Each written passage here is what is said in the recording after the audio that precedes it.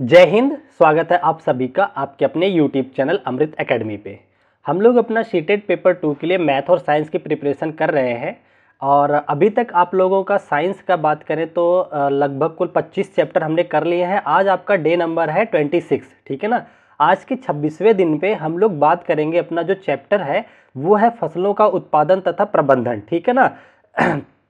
तो क्रॉप्स के बारे में आज हम लोग पढ़ेंगे। ये काफ़ी इंपॉर्टेंट चैप्टर हो जाता है सीटेट पेपर 2 की दृष्टि से। अगर हम देखें तो इससे सीटेट बहुत बार क्वेश्चन पूछता है, ठीक है ना। तो जैसा मैंने आप लोगों से वादा किया था कि मैं बिल्कुल पेड कंटेंट की तरह एक एक चैप्टर को पढ़ाऊंगा, तो उस तरीके से ही मैं एकदम लास्ट में पहुंचने वाला हूं। और ऑलमोस्ट ज़्यादातर अपने जो टॉपिक है कंप्लीट हो चुके, कुछ चैप्टर और बचे हैं, उनको करा करके फिर आप लोगों की मैराथन क्लासेस ले करके प्रैक्टिस करवा दूंगा, ठीक है ना। फिर चाहे वो कंटेंट की क्लास हो, चाहे पेडागोजी की हो, चाहे और कोई भी हो, सीडीपी की हो, सारा कुछ हम लोग प्रैक्टिस करेंगे, ठीक है। तो चलिए बिना टाइम वेस्ट किए आज की क्लास को अपना आगे बढ़ाते हैं। जो लोग चैनल पे नए हैं वो लोग प्लीज़ चैनल को सब्सक्राइब जरूर कर लीजिएगा, ठीक है। चलो आ जाते हैं, स्टार्ट करते हैं। सबसे पहले हम देखते हैं क्रॉप्स यानी कि फसलें, ठीक है ना। अगर हम एक भाषा में कहें फसल क्या होता है, तो आप लोगों को पता है क्या फसल किसे कहते हैं? फसल वो होता है जहाँ पे सिमिलर टाइप के पौधे को एक जगह पे बोया या उगाया जाए, उसे फसल बोला जाता है, ठीक है ना। जैसे आप लोगों ने देखा होगा गेहूं का खेत होता है तो उसमें केवल गेहूं के पौधे होते हैं, तो उसे बोलते हैं कि ये गेहूं की फसल है। या धान का खेत है, उसमें केवल धान लगे हुए हैं, तो उसे बोलते हैं धान की फसल, ठीक है ना। तो एक पर्टिकुलर एरिया में एक टाइप के पौधे को उगाना जो बोला जाता है उसे बोलते हैं हम लोग फसल, ठीक है ना। तो अगर हम बात करें अपने इंडिया में, भारतवर्ष में फसलों के प्रकार की, तो आपको मुख्यतया दो तरीके के फसलों के बारे में जानकारी रखनी है, ठीक है। एक आपकी आ जाती है रबी की फसल, ठीक है ना। दूसरी आ जाती है खरीफ की फसल, ठीक है। तो इसका आपको एनसीईआरटी क्लास 8th में देखने को इसके डेटा मिल जाएंगे। और जैसा कि आपको पता है ये पूरी की पूरी सीरीज जो चल रही है, 25 दिन हो चुका है, ये पूरी की पूरी एनसीईआरटी सीरीज रहती है, ठीक है ना। अब हम चर्चा कर लेते हैं पहली फसल के बारे में, ठीक है, जिसको कि रबी की फसल बोलते हैं, ठीक है ना। रबी की फसल क्या होती है? रबी की फसल जो है शीत ऋतु, यानी कि अब ये जो मौसम चल रहा है, जैसे अभी नवंबर चल रहा है ना, तो इस मौसम में ये बोई जाती है, ठीक है ना। इसको थोड़ा पानी की कम आवश्यकता होती है, ठीक है। तो ये समझ गए। देखिए एनसीईआरटी के डिक्टो कंटेंट की बात करें तो कह रहा है शीत ऋतु में बोई जाती है अक्टूबर से मार्च तक। ये महीना आप याद रखना, ठीक है ना। आपसे पूछेगा कि रबी की फसल बोई जाती है, आपको महीने का गैप देगा, तो आपको अक्टूबर और मार्च याद रखना है, ठीक है ना। उगाई जाने वाली फसलें रबी फसल कहलाती हैं, इतना समझ गए। अच्छा, इसके कुछ एग्जाम्पल आपको जरूर याद रखना है। पहला, एक तो गेहूं और जौ हो गया। दूसरा, जितने भी दलहनी फसलें हैं, दलहनी इन द सेंस जैसे आपका चना हो गया, मटर हो गया, सरसों हो गया तथा अलसी, ये सारी दलहनी फसलें हैं। ये सब किस में आती हैं? रबी की फसल में आती हैं। तो देखिए इतने ही नाम आपको कम से कम याद रहने चाहिए, क्योंकि एनसीईआरटी के बाहर नहीं पूछेगा आपसे सीटेट में, तो ये एनसीईआरटी का ही कंटेंट है, तो ये आपको याद रहना चाहिए, ठीक है। रबी में क्या क्या याद रखोगे? पहला गेहूं जौ, दूसरा चना मटर सरसों और अलसी, ठीक है ना। तो ये आपको 4-5 नाम याद होने चाहिए। अच्छा ठीक है, कह रहे हैं इसके अलावा कई स्थानों पर दालें और सब्जियां ग्रीष्म में उगाई जाती हैं। इससे आपको मतलब नहीं है, यहाँ से आपका क्वेश्चन नहीं बनता है, ठीक है। मैं बहुत चुन चुन के चीजें लाता हूँ, जितना आपको जरूरत है उतने ही देता हूँ, ठीक है। अच्छा, अगला जो टाइप आ जाता है आपका खरीफ फसल। खरीफ फसल कौन सी होती है? तो देखिए खरीफ फसलें वे फसलें होती है, इनको ना पानी की बहुत ज़्यादा मात्रा में ज़रूरत होती है। तो ऐसे दिमाग लगाना, पानी की मात्रा ज़रूरत है, तो ये कब बोई जाएगी, कौन सी ऋतु में? तो बरसात ऋतु में बोई जाएगी, ठीक है ना। तो इसे और क्या है अगर इसके मंथ की बात करें तो जुलाई अगस्त में ये बोई जाती है, ठीक है ना। यहाँ पे देखिए जून से लेकर सितंबर तक ये बोई जाने वाली है, तो ये मंथ आपको याद रखना है। खरीफ फसल वर्षा ऋतु में जून से सितंबर तक बोई जाती है। अगर इनके एग्जाम्पल की बात करें तो इसमें आपका धान आ जाता है जो अभी कट रहा होगा गाँव में, मक्का, सोयाबीन। एग्जाम्पल देखो, सोयाबीन बहुत पूछा जाता है कि कौन सी फसल है, तो ये याद रखोगे और मक्का याद रखोगे। और साथ ही साथ मूंगफली और कपास, इनको पानी की ज़्यादा ज़रूरत है, तो ये सारे किसके एग्जाम्पल हैं? खरीफ फसलों के एग्जाम्पल है। यहाँ तक समझ गए, फसलों के बारे में जानकारी हो गई। अच्छा, अब आपसे सीटेट जो है ना, इनका क्रम पूछता है, किसी भी पौधे को उगाने के लिए हमें कब कब क्या काम करना पड़ता है उसके बारे में पूछता है, कि कैसे फसल उगाई जाती है। तो देखिए फसलों को उगाने के ये 7 चरण होते हैं। ये सातों चरण अपने क्रम पे चलते हैं, ऐसा नहीं कि पहले कोई कर लोगे। सबसे पहला किसान क्या काम करता है? मिट्टी तैयार करता है। मिट्टी तैयार कैसे करता है अभी आगे सब डिटेल में बताऊंगा। किसान क्या करता है? सबसे पहले मिट्टी तैयार करता है। मिट्टी की कई सारी परतें हमने आपको सिखाई है। तो फसल जहाँ उगती है ऊपरी परत होती है, ठीक है ना। तो ऊपरी परत को जुताई गुड़ाई कर करके मिट्टी को तैयार कर लेता है फसल बोने के लिए। अब जब मिट्टी तैयार हो जाती है तब उसकी क्या करता है, बुआई करता है। उसमें जो सीड्स होते हैं, बीज होते हैं, उनको बोता है। किस तरीके से बोता है उस पर भी चर्चा करेंगे, दूसरे नंबर पे आ जाएगी। ठीक है, तीसरे नंबर पे क्या होता है, खाद एवं उर्वरक देता है। तो खाद क्या है, उर्वरक क्या है, इनको कब दिया जाता है उस पर भी चर्चा करेंगे। पर ये क्रम आपको याद रहना चाहिए, पहले पे ये है तो पहले, फिर दूसरे पे, तीसरे पे, इसी तरीके से होता है। तो जब खाद वाद किसान डाल लेता है सॉरी, तो कुछ दिन के बाद उसकी सिंचाई की बारी आ जाती है। तो फसलों को क्या करता है, वो सिंचाई करता है। तो फिर देखते होंगे फसलों में, जो गांव से बिलोंग करते हैं आप में से, या हम भी तो उसी से, तो आप लोगों ने देखा होगा कि वहाँ पे छोटे छोटे घास खरपतवार उगाते हैं। तो खरपतवार को उखाड़ने के लिए उसकी निराई कहते हैं, इस वर्ड को निराई भी बोला जाता है, ठीक है ना। तो क्या काम करता है, निराई करता है। जब निराई हो गया, अब जब फसल थोड़ी बढ़ जाती है, उसमें दाने वाने लग जाते हैं, तो उसकी कटाई कर लेता है। जब फसल तैयार हो जाती है, लगभग 3 महीने का ड्यूरेशन होता है, 3-4 महीने हो जाता है, तो उसको काट के ले आता है किसान। काटने के बाद उसका यहाँ पे देखिए एक स्टेप नहीं दिया है, थ्रेसिंग किया जाता है। थ्रेसिंग होता है क्या, फसल से सॉरी, फसल से दाने को अलग करना। दाना जो उसके बाल होती है, बाली से दाने को अलग करने को थ्रेसिंग बोला जाता है, वो करता है। उसके बाद भंडारण होता है। भंडारण के मतलब उसको सुरक्षित जगह पे रखा जाता है, जहां नमी ना हो, उसमें कुछ दवाइयाँ, नीम की पत्ती वगैरह डाल करके रखा जाता है, उसे बोला जाता है भंडारण, ठीक है ना। तो स्टेप याद रहेगा, सबसे पहला काम खेत की तैयारी होगी, मतलब तैयारी होगी, मिट्टी बनाई जाएगी, फिर उसमें अनाज बोया जाएगा, बोने के बाद उसको खाद वगैरह दिया जाएगा, फिर उसकी सिंचाई की जाएगी, खरपतवार निकालने के लिए निराई गुड़ाई की जाएगी। उसके बाद क्या किया जाएगा, फसल जब पक जाएगी तो उसकी कटाई की जाएगी, फिर थ्रेसिंग की जाएगी, थ्रेसिंग के बाद भंडारण किया जाएगा। ये ऐसे ही क्रम पूछता है, तो आपको क्रम पता रहना चाहिए, अदरवाइज गलत कर देंगे, ठीक है। चलिए अब हम आपको दिखाते हैं एक एक चीज को कैसे होता है। तो देखो, पहला स्टेप मैंने क्या बताया था आपको कि मिट्टी तैयार करना, मिट्टी तैयार करना। तो मिट्टी तैयार करने के लिए क्या करता है, किसान जुताई करता है। देखो हल ये रहा, ये आपके एनसीईआरटी के फोटोग्राफ्स है, बस यहाँ पे आपको फोटो दिखाऊंगा और कुछ नहीं है। तो हल में क्या होता है, देखिए ये जोत होता है, ये सब आप लोगों ने देखा होगा, ये सापट होता है, इसका हल का इस तरीके से बना होता है, इसका फाल होता है, तो ये सब आपको पता होना चाहिए, ठीक है ना। कुदाल आप लोगों ने देखा होगा, यहाँ पकड़ने की जगह होती है, डंडे होते हैं, ये इस तरह से फाल होता है, ठीक है। ये चीज़ें जान लो आप, बहुत कुछ नहीं जानना है।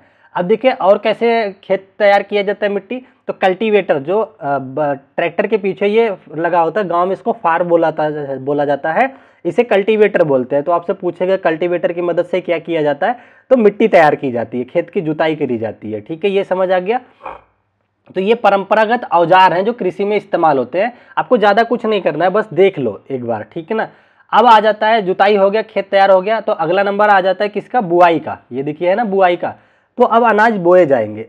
बुआई कैसे होता है, 2 तरीके से होता है। पहला जो ट्रेडिशनल तरीका था, जब पहले लोग बोते थे गेहूं को या धान को, तो इस तरह से देखो, वो बैल जो है हल को लेके चलता था, तो जो जगह बनती थी उसके अंदर बीज को गिराते जाते थे। तो एक ये है, ठीक है ना। तो पर अब आधुनिक मेथड से किस तरह से फसल बोई जाती है, इसको बोलते हैं सीड ड्रिल। तो सीड ड्रिल की ये मशीन है, ठीक है ना। इसमें क्या होता है, इसके अंदर गेहूं या चीज़ें डाल दी जाती हैं, इसके अंदर पाइप लगी होती है, तो ये सीधा कूट में पड़ता है, तो एकदम लाइन से फसलें बोई जाती हैं, ठीक है ना। इसमें क्या होता है, लाइन से फसलें बोई जाती है। तो आपसे पूछेगा कि आधुनिक टाइम में फसलों को बोने के लिए क्या इस्तेमाल किया जाता है, तो सीड ड्रिल का इस्तेमाल किया जाता है, एक मशीन होती है, ठीक है ना। फोटो लगा दिया तो आपको याद आ जाएगा, ठीक है, समझ गए। और इसमें कुछ नहीं पढ़ना है। अब हमारी बुआई हो गई, बुआई हो गई, तो अब उसमें हम लोग खाद वगैरह डालते हैं। तो देखते हैं खाद क्या होता है, उर्वरक क्या होता है, इसमें अंतर क्या है, ठीक है ना। देखिए 2 चीजें होती है, एक होता है उर्वरक फर्टिलाइजर, एक होता है खाद, ठीक है ना। खाद और उर्वरक में क्या अंतर है, देखिए कह रहा उर्वरक एक मानव निर्मित लवण है, उर्वरक को इंसान बनाता है, ठीक है ना। जबकि खाद एक प्राकृतिक पदार्थ है जो गोबर एवं पौधों के अवशेष से बनता है। तो ये बात अंतर पता चल गया। खाद जैसे आप लोगों ने यूरिया वगैरह देखा होगा, वो उर्वरक होता है, खाद में गोबर की खाद होगी, ये सब होता है, ठीक है ना। अंतर पूछ लेता है कई बार। और क्या कह रहे हैं, देखिए उर्वरक का उत्पादन फैक्ट्रियों में होता है, जबकि खाद बनाई जाती है खेतों में, गड्ढों में। अच्छा, उर्वरक से मिट्टी को ह्यूमस प्राप्त नहीं होता है, खाद से मिट्टी को ह्यूमस प्रचुर मात्रा में प्राप्त होता है। ह्यूमस का मतलब ऊपर की मिट्टी पोपली हो जाती है, ठीक है ना, इस तरह से। अच्छा ठीक है, आगे देखते हैं।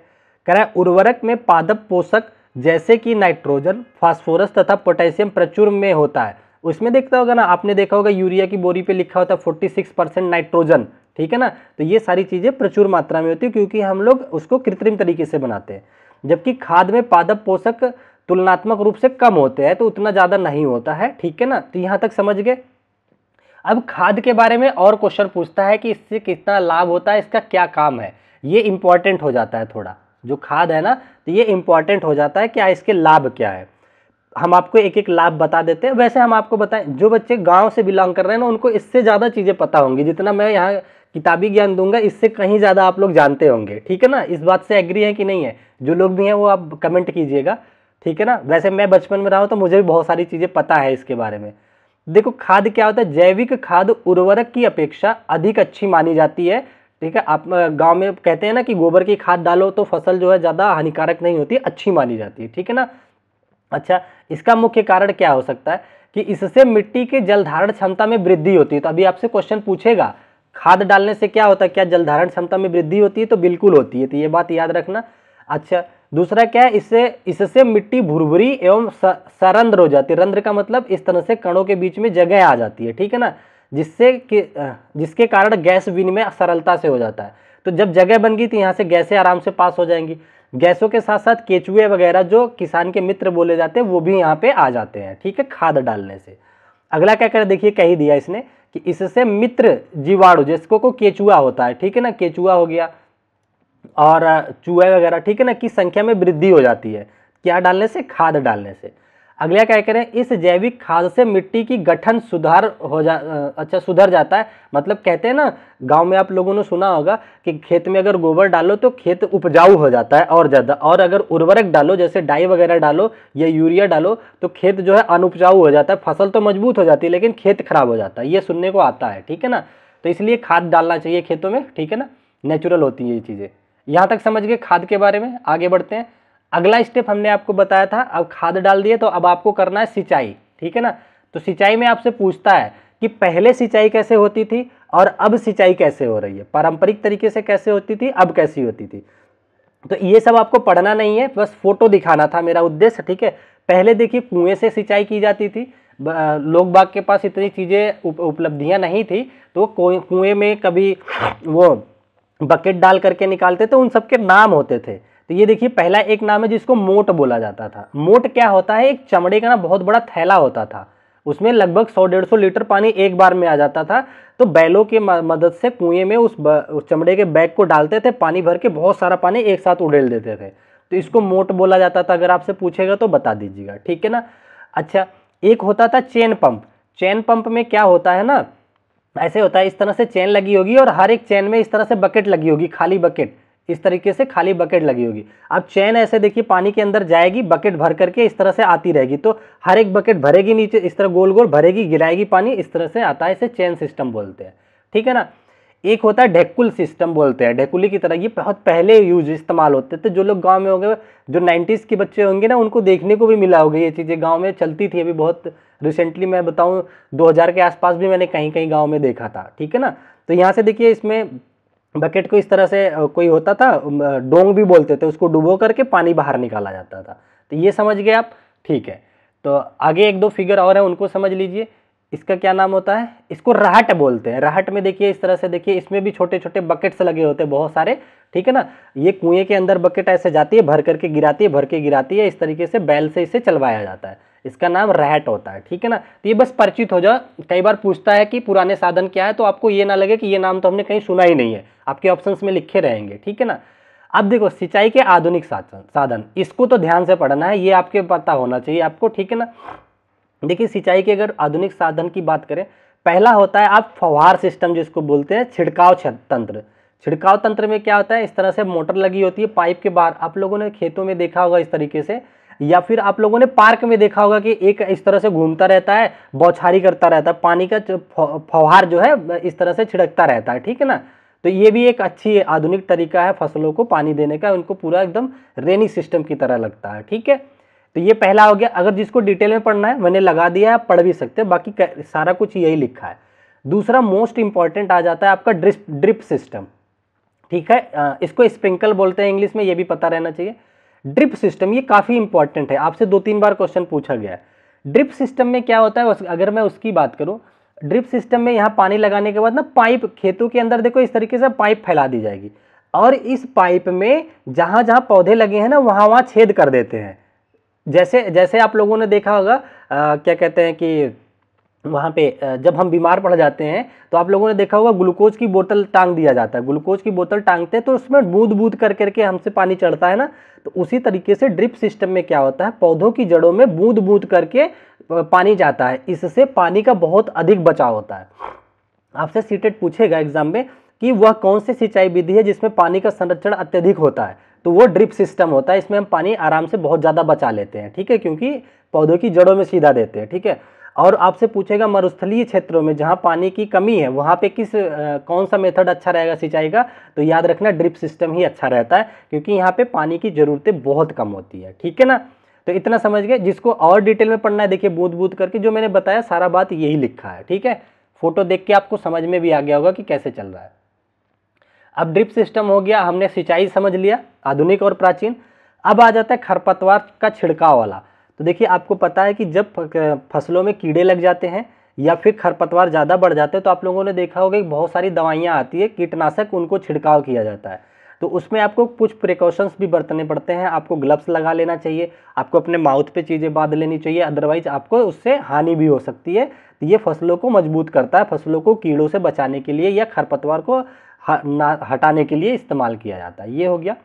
अब फसल आपकी तैयार हो गई, आपने दवा वगैरह डाल दिया, अब फसल तैयार हो गई, तो अब क्या करोगे आप, फसल की कटाई करोगे।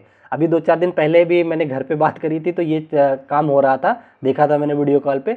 तो धान की कटाई चल रही है, जो लोग गांव में होंगे वो रिलेट कर पा रहे होंगे बहुत अच्छे से।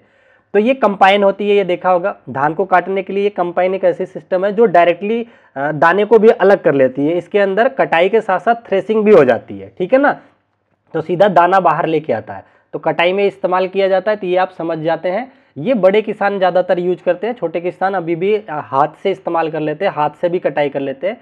जिस यंत्र से काटते हैं उसका नाम हाशिया होता है, ठीक है ना। आप लोगों ने देखा होगा, हाशिया का फोटो तो बनाऊं मैं, इस तरीके से कुछ रहता है शायद, ये थोड़ा सा यहाँ पे बेंत लगा होता है, ये इस तरीके से हाशिया होता है, ठीक है ना, इससे काटा जाता है। तो ये समझ गए। अच्छा, अब देखिए जब कटाई हो जाती है, अगर मान लो आपने हाथ से काटा है अपनी फसल को, तो उसकी दवाई की जाती है। इसको दवाई करना बोलते हैं, फटकने वाली मशीन बोलते हैं या थ्रेसिंग बोलते हैं। गांव में आप लोगों ने देखा होगा थ्रेसर लगे होते हैं, उससे क्या करते हैं हम फसल से दाने को अलग कर लेते हैं, ठीक है ना। तो ये सबसे लास्ट स्टेप होता है। अब इसके बाद अपनी बारी आ जाती है, इन फसलों को क्या करेंगे हम, स्टोर करेंगे, ठीक है ना, इनका संरक्षण करेंगे। अब आप लोगों ने देखा होगा कि घरों में क्या होते हैं, इस तरह से ड्रम बने होते हैं स्टील के, ठीक है ना।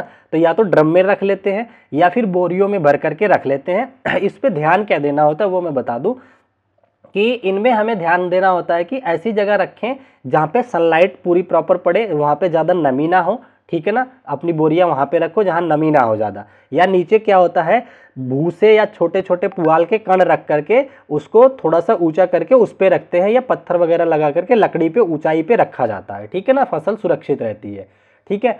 साथ ही साथ जब इसको भंडारित किया जाता है तो उसमें ना गैमेक्सिन या फिर एक वो आता है सल्फास की गोली आती है, या फिर नीम का पत्ता या लहसुन वगैरह डाल करके इसे सुरक्षित किया जाता है। ये आपके एनसीईआरटी के कंटेंट हैं। नीम की पत्ती की बात एनसीईआरटी में कही गई है, ये नहीं कि मैं अपने बात पास से चीज़ें बता रहा हूँ। तो आपको ये पता होना चाहिए। आपसे पूछ लेगा कि नीम की पत्ती संरक्षण में यूज होती है तो आप कहोगे यस सर, ठीक है ना। तो यहाँ पे देखिए भंडारण गृह में बोरों में अनाज भंडारित किया जाता है, तो ये आप कर लोगे। आई होप यहाँ तक समझ गए। अब मैं थोड़ा सा इससे हट करके, एक और चैप्टर था तो 2 अलग वीडियो बनाने से बढ़िया समझा मैं एक ही साथ बता दूँ, ठीक है ना। एक क्वेश्चन आता है, आपसे पूछता है स्थानिक प्रजाति। स्थानिक प्रजाति का मतलब होता है एक सीमित क्षेत्र में जो पौधे हों या जंतुओं का संरक्षण होता है, उसे स्थानिक प्रजाति बोलते हैं। जैसे आप लोगों ने देखा होगा कि कुछ जंगली भालू हैं, जैसे गिर में आपने देखा होगा कि वो एशियाई सिंह पाया जाता है, तो वो एक सीमित क्षेत्र की प्रजातियां हैं, उन्हीं को बोला जाता है एंडेमिक स्पीसीज या स्थानिक प्रजाति, या वो उसी स्थान पे रहते हैं, ठीक है। एक वर्ड आप लोगों ने सुना होगा कि इंडेंजर स्पीसीज। इंडेंजर स्पीसीज कौन सी होती है, उनको संकटापन्न प्रजातियां बोलती हैं। वो प्रजातियां जो विलुप्त होने की कगार पे हैं, जिनकी संख्या दिन ब दिन घटती जा रही है, उन्हें इसके अंदर रखा जाता है संकटापन के अंदर, ठीक है ना। अच्छा, एक आपके सामने आपको देखने को मिलता होगा रेड डेटा बुक, ठीक है ना। रेड डेटा बुक क्या काम करता है? रेड डेटा बुक क्या एक दस्तावेज है जो कि जिसमें समाप्त हो रहे खतरे वाले जितने बच्चे कह रहा हूँ, जितने जीव संकट में हैं उनका नाम लिखा जाता है। जैसे आज अगर टाइगर अपने देश में कम हो रहा है तो उसका नाम लिखा जाएगा रेड डेटा बुक में, ठीक है ना। तो इसमें जो विलुप्त होने वाले कगार पे उनका डेटा रिकॉर्ड करके रखा जाता है, ठीक है, समझ गए। एक वर्ड आपको देखने को मिलेगा वनोन्मूलन। वनोन्मूलन कैसे होता है? आजकल देखोगे घर बनाने के चक्कर में लोग या तो बिजनेस करने के चक्कर में फसलों पौधों को पेड़ पौधों को बहुत तेजी से कटाई कर रहे हैं, ठीक है ना। तो इसी को बोला जाता है वनोन्मूलन, ठीक है ना। तो जब इससे इफेक्ट क्या पड़ेगा? इससे जो वाटर लेवल है जमीन का वो नीचे चला जाएगा, ठीक है।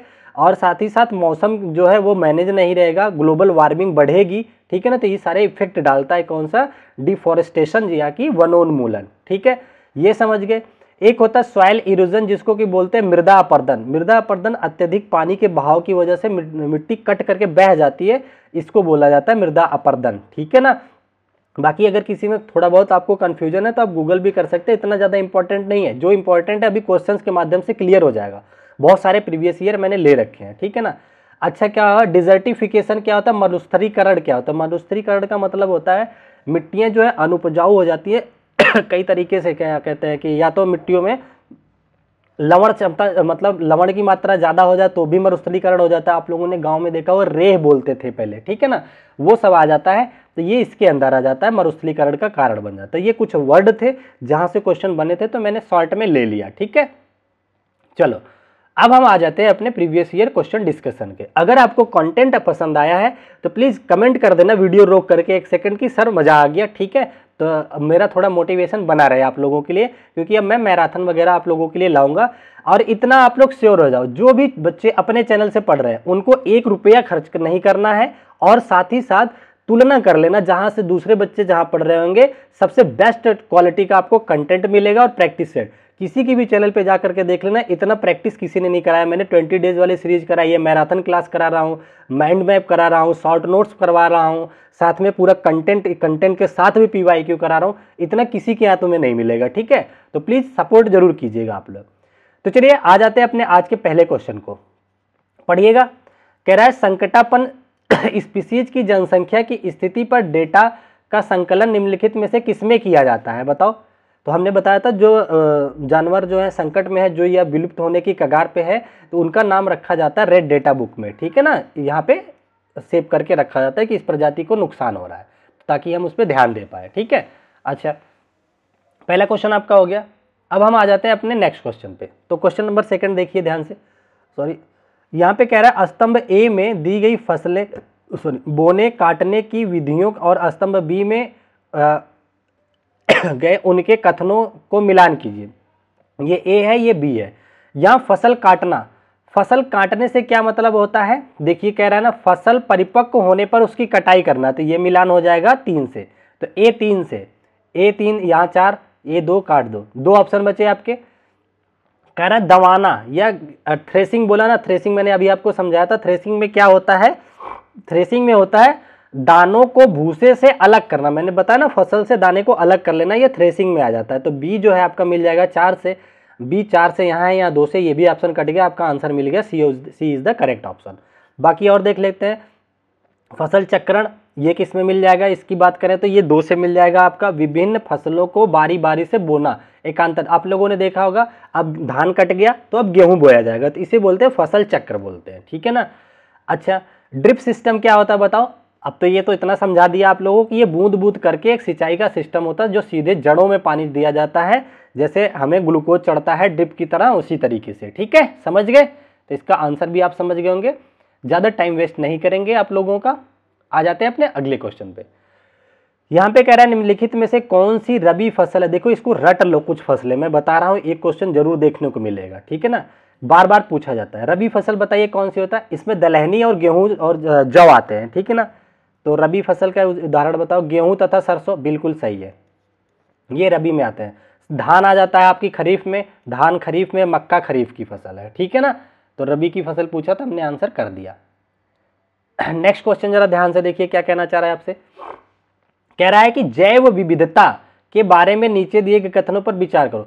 चलो थोड़ा सा जैव विविधता आपको मैं बता देता हूं। जैव विविधता, जैव विविधता क्या होता है कि यह किसी एक क्षेत्र में किसी क्षेत्र में उपस्थित जंतुओं मतलब जानवरों और पौधों की स्पीसीज होती है, उनमें क्या क्या परिवर्तन आते हैं, क्या क्या विविधताएं होती हैं, उसकी बात करता है। ये ज्यादातर जंगलों में होता है, ठीक है ना, तो ये आपको पता रहना चाहिए। तो यहाँ कह रहा है जैव विविधता के बारे में दिए गए कथनों पर विचार करो। पहला कह रहे हैं कि यह सघन वनों में अत्यधिक होता है। मैंने बताया हाँ, वनों में होता है, चाहे वो सघन वन हो चाहे विरल वन हो, तो ये तो सही बात कह रहा है, जैव विविधता वहां देखने को मिलता है, ठीक है ना, बायोडाइवर्सिटी। दूसरा कह रहे हैं कि यह किसी दिए गए क्षेत्र में पाए जाने वाले केवल प्राणी जातों के स्पीसीज की उल्लेख करता है, नहीं, प्राणी के साथ साथ पौधों की भी करना है, तो ये गलत हो गया। अगला कह रहे हैं यह किसी दिए गए क्षेत्र में उपस्थित किसी एक विशेष स्पीसीज की व्यष्टियों की कुल संख्या को दिखाता है, नहीं, किसी विशेष की नहीं, इसकी सबकी बात होती है यहाँ पे, ये भी कट गया, ठीक है ना। फोर्थ ऑप्शन में देखते हैं क्या कहना चाह रहे हैं। अगले ऑप्शन में कह रहे हैं कि यह किसी दिए गए क्षेत्र में उपस्थित विभिन्न जीवों, पादपों, प्राणी जाति के विभिन्न स्पीसीजों का उल्लेखित करता है, बिल्कुल सही बात है, ठीक है ना। तो यहाँ आपका 1 भी सही है और साथ ही साथ 4 भी सही है। तो 1 और 4 आपके देखिए लास्ट ऑप्शन में दे रखा है, तो डी ऑप्शन इसका करेक्ट हो जाएगा। समझ गए, किसी को कोई डाउट नहीं है?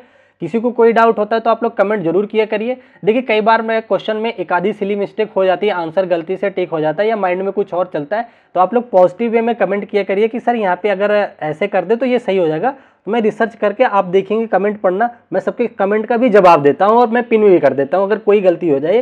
तो कई बार मैं पूरी कोशिश करता हूँ कि ये चीज़ें कभी ना आए, ठीक है ना। अच्छा आ जाओ, देखिए एक और क्वेश्चन आ गया आपका। कह रहा है निम्नलिखित में से कौन सा 4 रबी फसलों के उदाहरण है, बताओ, जो सारे रबी की हो। रबी वाले सारे दलहनी होते हैं, ठंड में बोए जाते हैं। कौन कौन सा होता है? गेहूं, सरसों, मटर, चना, ठीक है ना। कह रहा है चना, सरसों, मटर, गेहूं, ये पहला ही आंसर है, ये सारे रबी के उदाहरण है। सोयाबीन मैंने बताया था खरीफ में आता है, इसमें मूंगफली खरीफ की फसल है, मक्का खरीफ का फसल है, धान भी खरीफ का, तो ये ऑप्शन आपके कट गए, ठीक है ना, समझ गए। तो इस तरह से आप पहचानना सीख जाओ, एक क्वेश्चन देखने को मिलेगा पेपर में। देखिए मेरा टारगेट जो है, आज आपसे कुछ नहीं लेना है, जिस दिन एग्जाम दे के आओगे 14 तारीख को, जब एग्जाम दे के आओगे तब आप लोग कमेंट करना कि हाँ सर इतने सारे हमें क्वेश्चन आपसे मिल गए, हमने सारा कर दिया। इसीलिए मैं इतनी मेहनत कर रहा हूँ, डेली क्लासेस ला रहा हूँ आपके लिए, एक एक चैप्टर करा रहा हूँ, एक एक प्रीवियस ईयर करवा रहा हूँ, जो एक्सपेक्टेड क्वेश्चन है वो करा रहा हूँ। जहाँ आप कमजोर पढ़ रहे हैं आपको मोटिवेट भी कर रहा हूँ कि कैसे आपको पढ़ाई करनी है, कैसे नोट्स बनाना है, वो सब चीज़ें मैं आप लोगों के लेके आ रहा हूँ। इसीलिए कि आप लोग किसी के पास ये जाकर के ना करो कि सर मेरा 1 नंबर से रह गया, मेरा 2 नंबर से रह गया। आप अपने आप को 120 मान के चलो, ठीक है ना, और 100% आपके आएंगे अगर इतनी जितना मैंने प्रैक्टिस करवाया इतना करके चले जाते हो तो, ठीक है। अच्छा अब देखिए यहाँ पे क्या कह रहा है, निम्न में से कौन सा खाद का कार्य नहीं है। अभी खाद के कार्य हमने बताए, कह रहा है कौन सा नहीं है। कह रहा है मृदा की संरचना में सुधार करना, बिल्कुल है, तो ये आंसर नहीं होगा। कह रहा है मृदा में पोषक तत्वों की आपूर्ति, ये भी करता है, तो ये भी आंसर नहीं होगा। कह रहा है मृदा में बीजों की वृद्धि के लिए पुट्टी प्रदान करता है, पुट्टी का मतलब ऊपर की मिट्टी पोपली करता है, तो ये भी सही है, तो ये भी आंसर नहीं होगा, तो एक ही बचा, ये आंसर हो जाएगा। कह रहा है मृदा की जल प्रतिधारक क्षमता को सुधारना नहीं, सुधारता नहीं है, वो जितना है उसमें बनाए रखता है, सुधारने का काम नहीं है इसका, ठीक है ना। तो यहाँ पे डी ऑप्शन आपका करेक्ट हो जाएगा, ठीक है। आगे बढ़ते हैं अपने अगले क्वेश्चन की तरफ। ये रहा आपका नेक्स्ट क्वेश्चन, देखिए इसमें क्या कहना चाह रहा है। कह रहा है जैव विविधता से संबंधित निम्न कथनों पर विचार कीजिए। देखिए जैव विविधता से पूछा क्वेश्चन ना, तो वही ध्यान रखना है। पहला तो वनों में होता है ये ज्यादा, और किसका ध्यान रखता है? सबका, सारी स्पीसीज का, चाहे वो जंतु हो या पौधे हो, सबका, ठीक है, तो ये ध्यान रखना। कह रहा है यह केवल किसी विशेष क्षेत्र में पाए जाने वाले प्रजाति का करता है, काट दो। फिर कह रहा है कि यह किसी दिए गए क्षेत्र में पाए जाने वाले एक विशेष प्रजाति के प्राणियों की कुल संख्या को उल्लेख करता है, ये भी काट दो। कह रहा है यह किसी दिए गए क्षेत्र में उपस्थित विभिन्न प्रकार के पादप जाति तथा प्राणी जाति की प्रजातियों का उल्लेख करती है, सही बात है, तो यही इसका काम है, किसका? बायोडाइवर्सिटी का, ठीक है ना, मतलब कि जैव विविधता का। और कहाँ होता है? जंगलों में। कह रहा है कि यह वनों में सर्वाधिक होती है, तो बिल्कुल सही बात है, तो 3 और 4 आपके आंसर हो जाएंगे। कहाँ दे रखा है 3 और 4? देखो 3 और 4 ये आपको दे रखा है, अरे भाग कह रहा भैया, 3 और 4 ये आपको दे रखा है question number option number D में, ये रहा 3 और 4, ठीक है ना। तो समझ गए ये वाले क्वेश्चन को। आ जाइए, अगला क्वेश्चन भी करा देता हूं। इस बार आप लोगों से रिजल्ट चाहिए मुझे, एक एक बच्चे को 100 प्लस तो कम से कम सबके रहने चाहिए, और बाकी जो 120 तक भी जाते हैं उनको और अच्छी बात है, ठीक है ना। यहाँ पे देखिए कह रहा है निम्नलिखित में से कौन सा कथन सही नहीं है, आपको नेगेटिव पकड़ना है। कह रहा है मृदा अपरदन, मिट्टी का कटाव के कारण मरुस्थलीकरण होता है, बिल्कुल सही बात है। आपसे कह रहा है कि कौन सा सही नहीं है ना। अच्छा, ये सही बात है, ऐसा होता है। कह रहा है कि वनोन्मूलन, वनों के काटे जाने के कारण भौम जल गिर जाता है, बिल्कुल अभी मैंने बताया, ये भी सही है, तो ये भी आंसर नहीं है। अगला कह रहा है मवेशियों की अत्यधिक चराई के कारण वनोन्मूलन होता है, ये भी सही है, तो ये भी आंसर नहीं है। आप लोग देखते होंगे अगर जंगल में छोटे छोटे पौधे उग रहे हैं और वहां बहुत जंगली जानवर है और उसको चर के खत्म कर देना है तो जंगल ही खत्म हो जाएगा, नए पौधे नहीं उग पाएंगे, ठीक है ना। तो ये भी क्या है, सही बात है, तो इसलिए आंसर नहीं होगा, तो एक ही बचा, ये आंसर हो जाएगा। कह रहा है जैव, एक सेकंड, कह रहा है हाँ, यहाँ पे कह रहा है जैव विविधता की क्षति के कारण वनोन्मूलन होता है, तो ये नहीं होता, जैव विविधता की क्षति के कारण वनोन्मूलन नहीं होता, वनोन्मूलन के कारण अलग अलग है, ठीक है ना। तो ये भी समझ गए आप लोग। अगले पे चलते हैं अपने अगले क्वेश्चन पे, ठीक है। अब 2-4 चैप्टर और बचे हैं, 1-2 चैप्टर आप लोगों को मैथ के भी कराऊंगा, और हाँ कुछ जो 1-2 चैप्टर है जो क्लास 10th स्टैंडर्ड तक पूछता है उसको मैं क्लास 9-10th की एनसीईआरटी से कराऊंगा बहुत जल्दी। उस पर आपको थंबनेल में लिखा भी मिल जाएगा कि ये क्लास 9-10th के कंटेंट है, एडवांस टॉपिक है वो, ठीक है ना, बहुत बार पूछ लेता है वो, ठीक है। अच्छा, कह रहा है निम्नलिखित में से कौन सा सही है, तो सही आपको ढूंढना है, इसमें से कौन सा सही है। कह रहा है संकटापन्न प्रजातियों स्पीसीज के विलुप्त होने के खतरे होते हैं, हाँ बिल्कुल सही बात है, संकट वाले इसी तो है क्योंकि वो विलुप्त होने की कगार पे है। अगला कह रहे हैं सभी विशेष क्षेत्रीय स्थानिक स्पीसीज प्रजातियां संकटापन्न होती है, ऐसा नहीं है, वो एक स्थान पे रहती है तो उन्हें विशेष क्षेत्रीय बोला जाता है, वो जरूरी थोड़ी है कि वो संकट में ही हो, ये गलत है। अगला कह रहे हैं कि उनके क्षेत्र में नए स्पीसीज प्रजातियों के लाए जाने से विशेष क्षेत्रीय स्थानिक स्पीसीज की विलुप्ति होने का भय हो सकता है, बिल्कुल सही बात है। अब आप देखोगे कि मान लो कहीं समुद्र में बहुत बड़ी बड़ी मछलियां रहनी है, वहां पे आप ऐसी जो पालतू मछलियां उनको लेके जाओगे तो उन्हें प्रॉब्लम होगी, उसकी वजह से कुछ उनके पास हानिकारक चीजें होंगी जिसकी ये इनकी कमी होने लग जाएगी, ये मर सकती है, ठीक है ना। तो ये बिल्कुल सही बात कह रहे हैं। अच्छा, अगला कह रहे हैं कि हॉट स्पॉट में कई विशेष क्षेत्रीय स्पीसीज होते हैं, बिल्कुल, तो हॉट स्पॉट जो बनाए जाते हैं वहाँ पे अलग अलग तरीके के विशेष प्रकार की प्रजातियां वहाँ पे स्टोर की जाती है, मतलब संरक्षित रखी जाती हैं।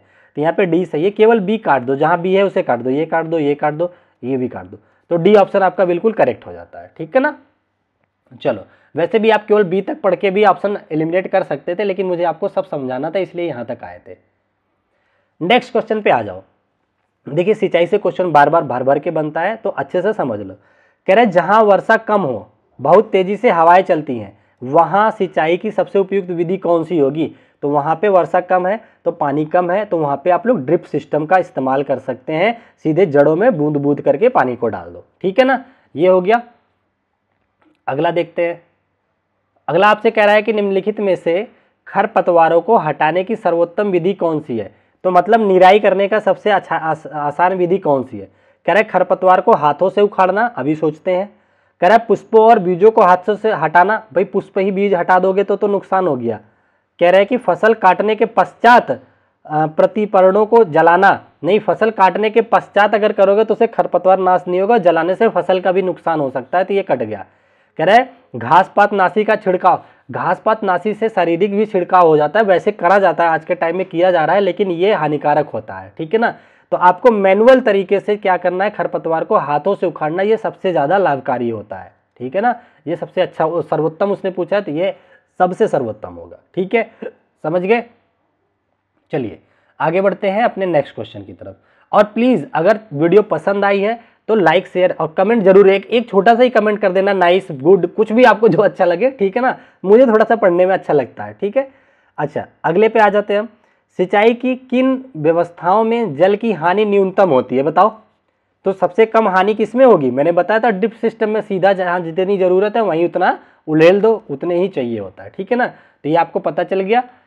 तो ये आज का आपका आखिरी क्वेश्चन था, बाकी सारे टाइप की चीज़ें हमने आपको बता दी। यकीन मानिए इससे बाहर एक भी क्वेश्चन नहीं आएगा, अगर इस चैप्टर से क्वेश्चन बनता है तो आप लोग आसानी से कर पाओगे, एक भी सिंगल क्वेश्चन भी आपको बाहर नहीं जाएगा, ठीक है। तो चलिए आज की क्लास यहीं तक रखते हैं, फिर मिलेंगे आप लोगों से नेक्स्ट वीडियो में, तब तक के लिए आप अपना ध्यान रखें, bye bye, take care, thank you so much, जय हिंद।